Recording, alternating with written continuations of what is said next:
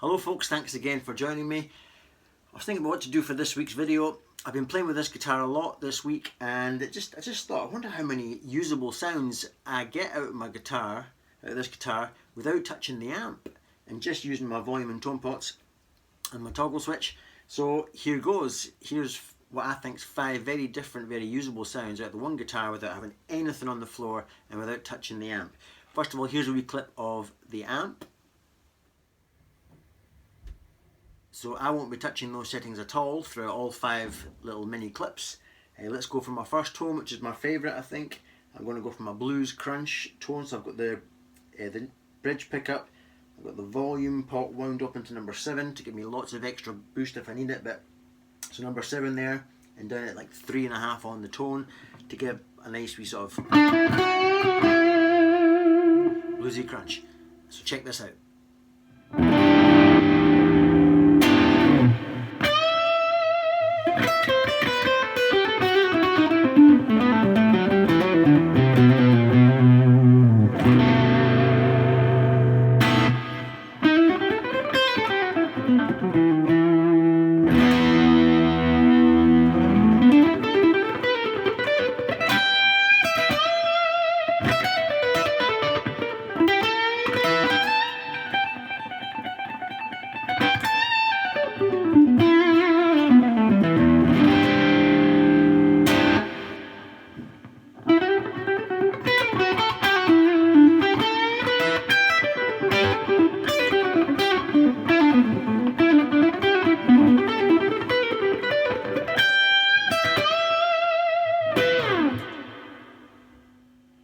Still on the bridge pickup, now volume up from number 7 to number 10 and the tone wide open, full up for saturated Gary Moore.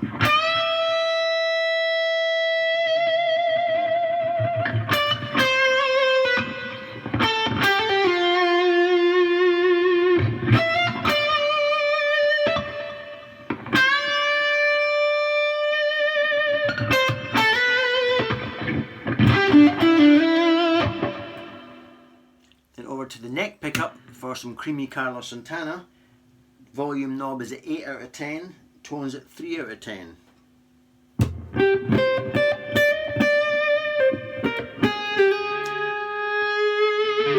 Then wound from 8 out of 10 to 10 out of 10 to give that little swell. One more time.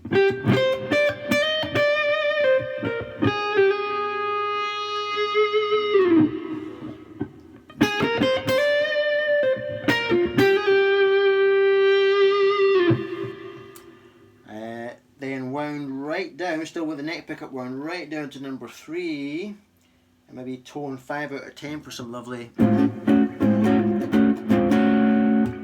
jazz.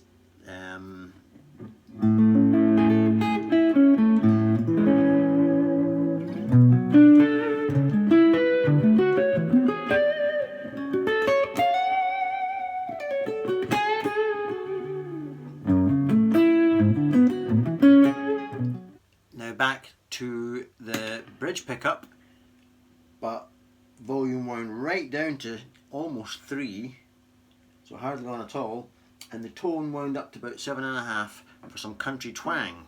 Let's see if I can make a Gibson Les Paul sound a bit country. Let's find out.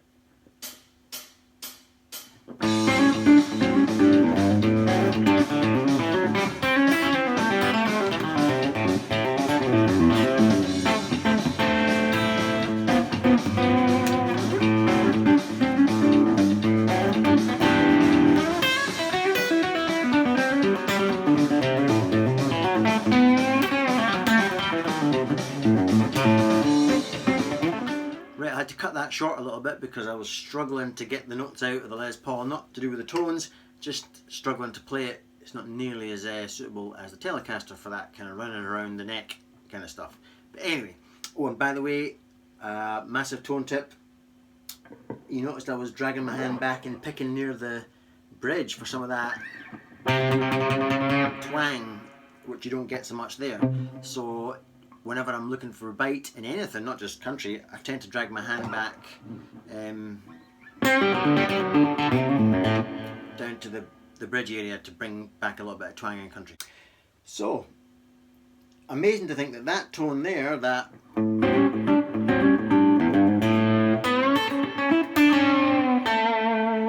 is the same as this.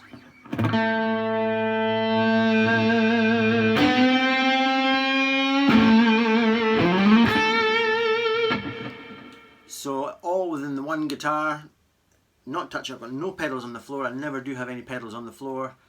Never touch the amp. So I don't know what the point of this video is. I don't even really know what to call it. I guess it's just to show you that there's so much available within the guitar. Les Paul's particularly versatile because you've got so many combinations within. I didn't even go to the both pickups together positions where you could have one set wound trebly, the other set wound bassy. I didn't even do that, but so there's so much available on that. But it's the same as the Telecaster, Strats, whatever. Just point is play with your tone pots and volume pots, and you can get so much out. Something I need to add, you need good pots. I'm really lucky, I've got some really high-end guitars and they've all got really good pots. And what I mean by that is, you know, on this Les Paul for example, it's got the best pots. 1, 2, 3, 4, 5, 6, 7, 8, 9, 10. Every number brings something new. And that, I love being at 7 and at 8 for the boost you get when you roll up to 10. Weirdly, the worst guitar I've got for that is the PRS, the one guitar that should be the best quality guitar in the room. I find from 6 to 10, not a lot happens. So when I'm playing my way on the PRS, I've got to have the volume down at like 4, so that when I go from 4 to 6, I get the magic happening. But I get all the other guitars have got great pots, and that when you roll the volume knob back just a wee bit, things change, and giving you that extra gear to go when you want to get hot with your lead playing, you know you've got that extra bit to go. So yeah, you need good pots. I've only ever changed pots once. I didn't do it myself, but I had a crackling pot on the Telecaster, the Relic Telecaster, and that had a great pot. It worked really, really well. It just had a crackle. And it was a vintage, a Relic vintage reissue. I was frightened to change it, but I couldn't live with the crackle because every time I did my swelling, I heard a big crackle. And the guitar tech said, "You probably want bare knuckle pots." Then, so he took the volume pot out, put a bare knuckle one in, and he promised me that I would still get that lovely progressive wind on the volume, and it really would start to flower as it got near the top. And he was absolutely correct. So I have to say the Telecaster's had a bare knuckle pot since pretty much almost new, and it works really well. So yeah, you need good pots, and I could probably recommend bare knuckle as good progressive pots. So if you've got a cheap guitar, consider getting good pots if you want to play like I've been playing, dynamically. Hope this video helps as always, and I'll see you in the next clip. Thanks again for watching. Cheers.